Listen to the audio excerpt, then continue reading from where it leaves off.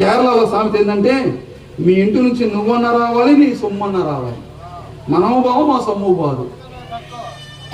మేము అక్కడ 8 సంవత్సరాల్లో బైబిల్కి రూపాయి తీసుకోవాలా.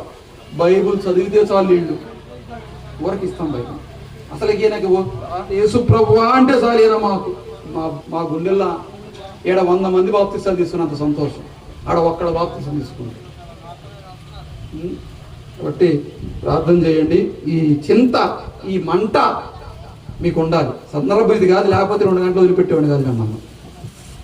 అమ్మా పెళ్ళి కాబట్టి, అమ్మాయి పేరు మేరీ రాణి. అమ్మాయి రేపు పెళ్ళి కాబట్టి ఇంతతో ముగిస్తున్నా. మంచిది, దేవుని స్తోత్రం. మిషనరీ సేవ గురించిన అవగాహన మనందరికీ అవసరం. మరి ఇంకొన్ని విషయాలు పద్మారావు బ్రదర్ ఇక్కడే మీ దగ్గర ఉంటా ఉన్నాడు. ఆయన వెళ్ళి చూసి ఆయన అనుభవిస్తున్న ఆయనతో మాట్లాడుతుండండి. అక్కతో మాట్లాడండి. అక్కడ ఉండగా మీరు ఏమి ఎదుర్కొన్నారు, ఎలా ఉంటున్నారు, మరి మీ విధానం ఏంటి, అక్కడ పరిస్థితులు ఏంటి, వాళ్ళతో మీరు మాట్లాడుతూ ఉంటే ఇంకా తెలుస్తూ ఉంటే మీరు ప్రార్థన చేయొచ్చు. ప్రార్థన వల్ల ఫలాలు చూస్తాం. ఇంకా మీరు ప్రేరేపించబడతారు. మీ కుటుంబాల్లో రాబోయే తరాలు ఉన్నారా యవనస్తులు, పంపిస్తే యూపీ చూసి వస్తారు. కనీసం రాజస్థాన్ కానీ యూపీ కానీ చూసి వస్తే కొంచెం తెలుస్తుంది పరిస్థితులు ఎట్లా ఉన్నాయని. అలాగా మీరు ముందుకు సాగాలని ప్రభు పేరట ప్రభువే తీసుకొచ్చాడు. లేకపోతే మేము మిషనరీ కాన్ఫరెన్స్లోకి వెళ్ళేవాళ్ళం, సేవకులకి మీటింగ్స్కి వెళ్ళి ఇవన్నీ చెప్పేవాళ్ళం. కానీ గోనిపూడిలో ప్రభు చిత్తం ఉన్నది. పద్మారావు బ్రదర్ని ఆయన రాజస్థాన్ తీసుకొచ్చాడు కనుక ఇంకా ఇక్కడ పని ప్రభు, ఇక్కడ సంఘము, ఇక్కడ పరిశుద్ధుల ద్వారా అక్కడ పని చేయాలని ప్రభు ఆశపడుతున్నాడు. నేను షారోనోళ్ళకి యూపీ వెళ్ళి పని చేస్తే కానీ వాళ్ళకి అర్థం కాల. అప్పుడు వాడు 17 లక్షలు ఇచ్చారు. ఏది సొమ్ము ఇంక దేనికి, ఇది ఆ సేవకు కాకని అర్థమైందా? కాబట్టి మీలో కూడా ఏం చేయాలో, మీ ద్వారా అక్కడ పని ఏం జరిగించాలనుకున్నాడో ప్రభు, అది మీరు సమర్పించుకొని ప్రార్థన చేస్తే సహోదరుల ద్వారా ప్రభు మీకు వివేకం అని నడిపింపిస్తారు. ప్రభు స్తోత్రం. దేవుని వాక్యం చదువుకుందాం. హెబ్రీయులకు రాసిన పత్రిక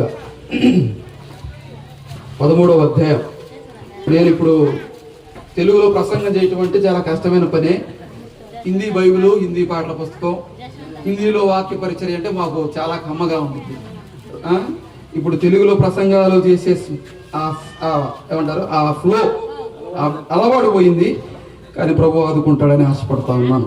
నాకంటే పెద్దలు ఉన్నారు, మరి నర్సాపేట నుంచి వచ్చిన వాళ్ళు కానీ, చుట్టుపక్కల పెద్దలు కానీ, మేము వాళ్ళ దగ్గర నేర్చుకుంటున్నాం, ఇంకా నేర్చుకుంటానే ఉన్నాం.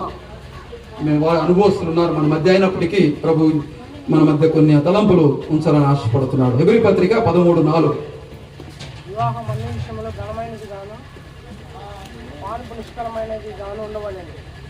చాలా ప్రార్థన చేసుకున్నాం. చిన్న మాట. మహాపరిశుద్ధుడా మీకు వందనాలు. ఇది కాలం ఈ రీతిగా గోనెపూడిలో నజరేతు క్రైస్తవ ప్రార్థనా మందిరంలో ఉన్న ప్రియ సహోదరుడు జక్రయ్య గారు కుటుంబాన్ని ప్రేమించి వారి కుమార్తె మేరీ రాణి వివాహ విషయంలో మీరు చేసిన మేలును బట్టి స్తుతిస్తూ సంఘముగా కూడి ఇంతదనక పాటల ద్వారా మిమ్మల్ని స్తుతించాము. ప్రభువాదిగో మిషనరీ పరిచర్య వివరాలు క్లుప్తంగా మేము వినటానికి చూపారు. ముఖ్యంగా వాక్యము చదవబడి ఉండగా కుటుంబానికి చేరువచ్చిన సంఘానికి మాకు దీవెనకరంగా ఆశీర్వాదకరంగా ఉంచమని క్రీస్తు యేసు నామమున ప్రార్థించి వేడుకొనుచున్నాము తండ్రి. ఆమేన్. చదవబడిన లేఖనం మనం అందరూ ఎరుగుదమే. వివాహ